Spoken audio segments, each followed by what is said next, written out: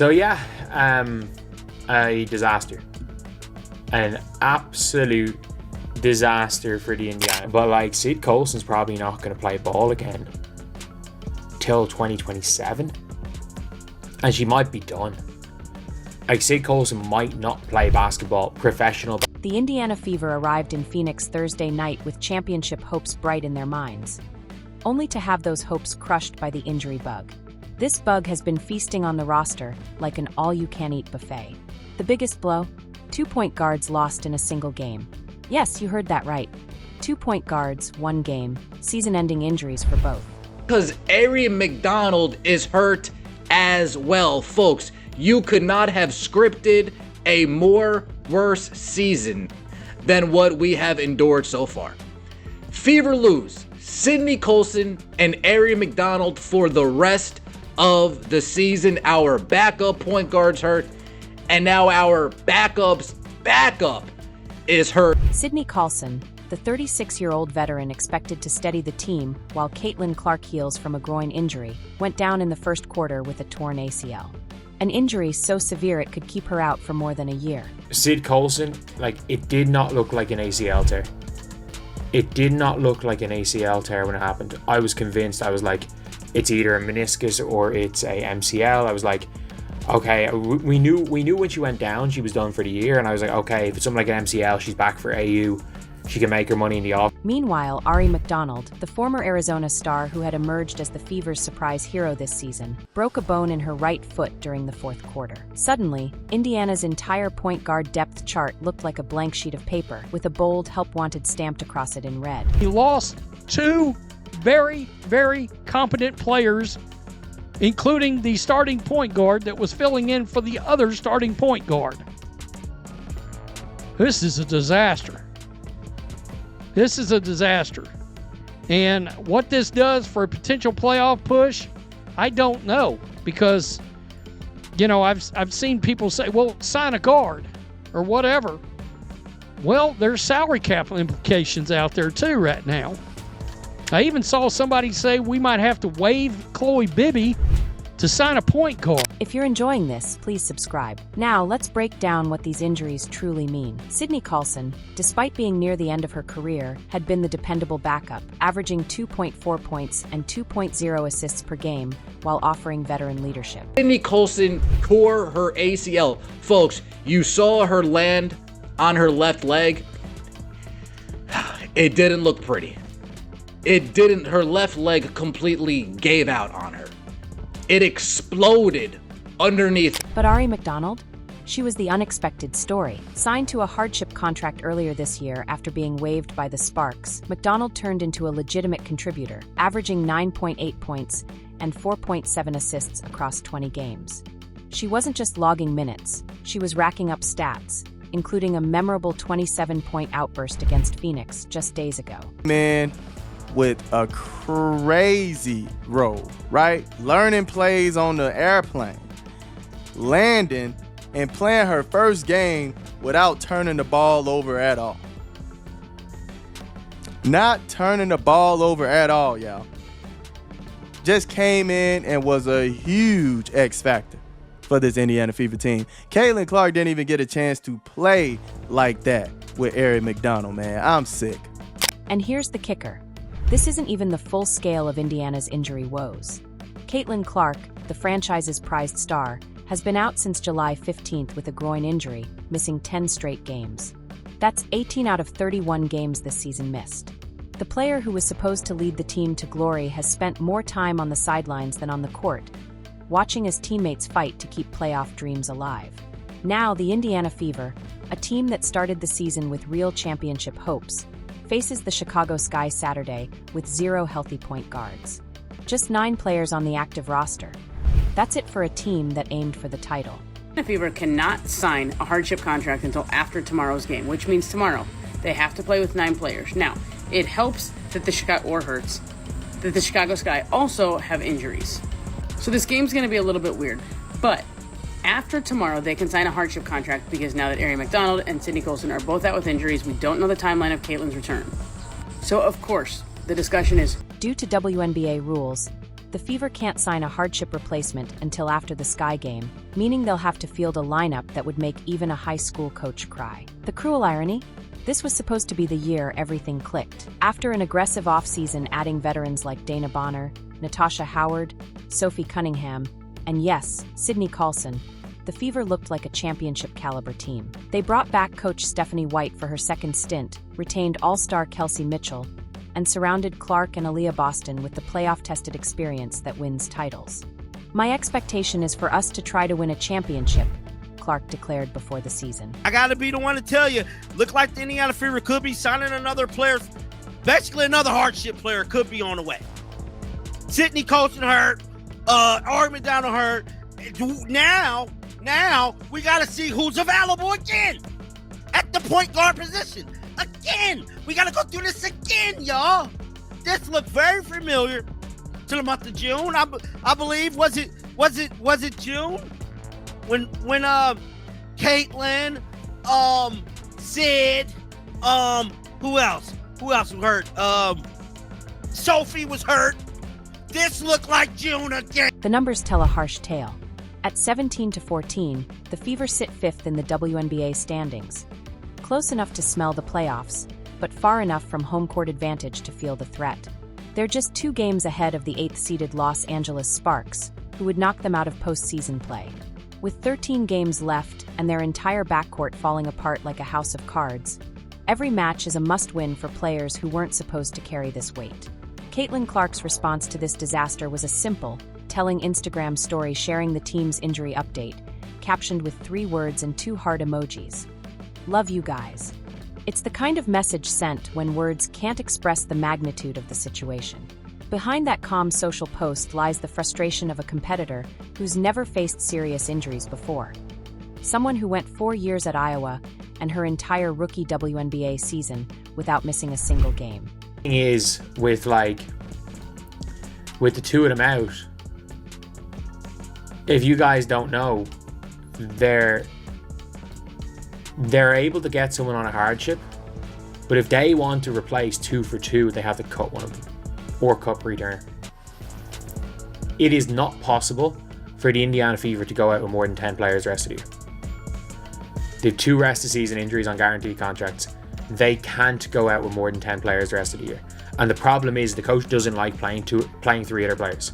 The coach doesn't like playing KK, the coach doesn't like playing Chloe Bibby, and the coach doesn't like playing Bree Turner. On Subird's podcast earlier this week, Clark opened up about the mental toll of this injury-riddled season. It's been really hard to be active, play 4 games, and then be out again, she admitted. I'm not feeling my best, and it's frustrating considering how hard I worked in the offseason, only to spend my time in rehab. The woman who was supposed to be leading fast breaks and threading impossible passes has instead been reduced to a cheerleader, watching helplessly as her championship window threatens to close. She's reportedly begun full-speed running, but hasn't yet returned to basketball drills. With soft tissue injuries, first a left quad, then a left groin, now a right groin, the medical staff is understandably cautious about rushing their franchise player back. But here's the harsh truth. Even if Clark returns tomorrow, what exactly will she return to? Kelsey Mitchell, Sophie Cunningham, and Lexi Hull are now forced into playmaking roles they never signed up for. Mitchell, naturally an off-ball scorer, is suddenly running the offense, while Hull and Cunningham are expected to facilitate despite being role players their whole careers. It's like asking your accountant to perform surgery. They mean well, but they just don't have the skills. Being active and playing 4 games and then not, and not feeling the best, and then frustrated of how hard I worked in the off season, and then all I do is rehab and continue to do this process, and just trying to trust that the best I can. And obviously there's really frustrating days, and there's days where it's a little bit easier and you're very, very motivated and you're right close to the finish line of getting back and being back, and then it's not like I have a training camp to build up to playing my first game again. It's no, you're tossed into game 30, go try to play well. It's hard. The Fever's championship dreams, so real just months ago, now hang by the thinnest thread. They've gone from sleeper pick to title contender to a team that might not even finish the regular season intact. The harsh math of pro sports doesn't care about potential or what might have been. It only sees wins and losses, health and injury, presence and absence. Consider this. The team's record with Clark on the court this season is 8-5. Without her, they're 9-7. Those stats suggest this roster has more depth than many credit. But that was before losing McDonald and Colson in one brutal blow. Names floating around include veterans like Odyssey Sims, who averaged 8.7 points and 3.5 assists for the Sparks before being released, Jalen Shearid, recently cut by New York, and Grace Berger, the former Indiana University standout now on a 7-day hardship contract with Dallas. But these aren't plug-and-play fixes, they're band-aids on a wound that needs surgery. Lose a cent. So Aari and Colson don't lose a cent if they get cut. They're just no longer on the roster. They don't lose 1 cent of money. And it means the Fever can bring in players. But we know the Fever aren't going to do it. If Alexa Philippou is talking about them not being able to sign a hardship, we know they're just going to sign a hardship. We know they're going to go out. Like, the Fever can literally get rid of the 2 of them, sign 2 new players, and go out with 12 players in the playoffs. But we know the Indiana Fever are going to go out with 10 players in the playoffs. Like, we just know they're going to do it. We know they're going to do it. Like, we know, like, look, they're going to be dumb for cutting. They're not, like, if anyone's getting cut, it's going to be Chloe Bibby. If anyone's getting cut, they're going to cut her. You just know it. For PR reasons. Could also cut Bree Turner. At this stage, she's got diplomatic immunity. The psychological toll goes beyond immediate roster issues. This was supposed to be the season that validated all the Fever had built toward. Clark's rookie year was about learning and adapting. For her, this season is a harsh lesson in pro sports realities. She went from unstoppable force who led Iowa to back-to-back Final Fours to someone who can't stay healthy long enough to find any rhythm. The player who never missed games is now sidelined for months, watching as her team fights to survive without her. Saturday's game against Chicago is more than a regular season contest. It's a test of resilience. Can a team with 9 healthy players and no point guards compete against a Sky squad that, though struggling, still has Angel Reese and enough talent to exploit Indiana's weaknesses? The betting lines had the Fever as 11.5-point favorites, but those odds were set before anyone knew they'd be missing their entire backcourt rotation. Man, they really gonna need Caitlin Clark to come back, but they don't want to rush her, you know what I'm saying? Aari McDonald has been really, really good for them, great for them. So that's definitely a hit. And Sydney Colson is, even though she don't play a lot of minutes, but her leadership, man, her contributions in that locker room is great, you know what I'm saying? And damn, this is a tough break for them. Because, you know, obviously they coming off winning 5 out of their last 6 games or something like that. And, damn. What makes this situation even more heartbreaking is the timing. The Fever had battled through Clark's earlier injuries, building chemistry and finding ways to win. They survived a tough start to the season and established themselves as legit playoff contenders. Their Commissioner's Cup victory over Minnesota earlier this year proved they could hang with the league's best. All that progress now feels like ancient history. The preseason championship talk has shifted drastically. ESPN's Basketball Power Index still gives the Fever a 98% chance of making the playoffs and a 2.6% chance at the title. But those stats don't factor in the human element. The fatigue, the pressure, the near-impossible demand on role players to become stars overnight, while the real stars watch helplessly from the bench. If there's a silver lining here, it's that the Fever's core remains young and locked in for future seasons. Clark is just 23, Boston 22, and even Mitchell has several good years ahead. This season might be lost, but the championship window isn't necessarily closed. Still, windows in pro sports never stay open forever, and chances missed this year don't automatically carry over. Season's so doomed, man. It's so doomed. Like, they got the injury bug now, and first it was Caitlin Clark, then it was Sophie Cunningham, then it was Caitlin Clark again, now it's Sydney Colson, and now it's Aari McDonald. This really sucks, guys. I have the hope is dimming, and this season is not looking good. It's like not only we lost to the Mercury, to that bum Bonner, but they also, like, the broader WNBA landscape doesn't wait for anyone to heal. The Minnesota Lynx continue pushing for the top seed. The New York Liberty are hitting their stride. Teams like Atlanta and Phoenix are gaining momentum. Every shorthanded game Indiana plays gives their rivals space to pull away in the standings. Playoff math is brutal, and the Fever are running out of margin for error fast. Looking ahead, the question isn't if Caitlin Clark returns. It's whether she'll come back to a team still fighting, or one whose season is already defined by what might have been.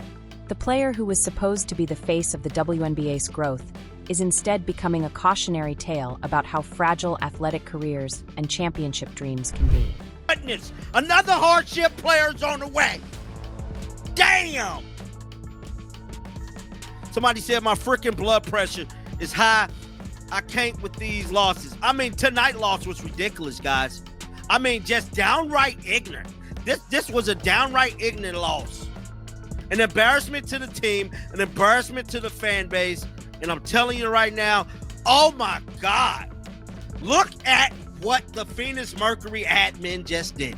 Look at what the Phoenix Mercury admin. The Indiana Fever started this season with championship goals and a roster built to compete immediately. Now they face the very real risk of limping into the playoffs broken, or worse, missing them altogether while their franchise player recovers from yet another soft tissue injury. It's a fall from grace that didn't happen over months or years, but in a single devastating night in Phoenix. So yes, Caitlin Clark loves her teammates. She supports them with social media posts and encouraging words from the sidelines.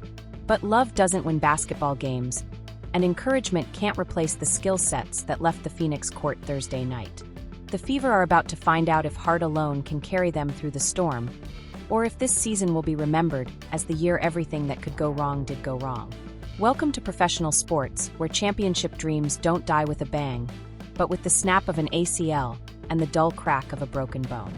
The Fever's title hopes aren't dead yet, but they're on life support, and the power just went out.